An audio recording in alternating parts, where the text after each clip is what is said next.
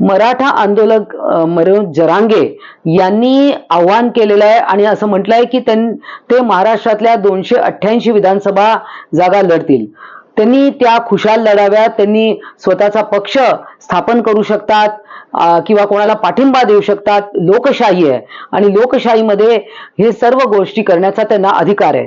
परंतु त्यांनी हे विसरता कामा नये की माननीय मुख्यमंत्री एकनाथजी शिंदे यांनी अथक परिश्रम करून आणि सर्व पक्षांना एकत्रित घेऊन, विरोधी पक्षांना देखील एकत्रित घेऊन आणि सर्वांना विश्वासात घेऊन हे 10% आरक्षण जे विधिमंडळात आपण पारित केलं, हे सर्व झालेलं आहे आणि मराठा समाज खरोखरच समाधानी आहे.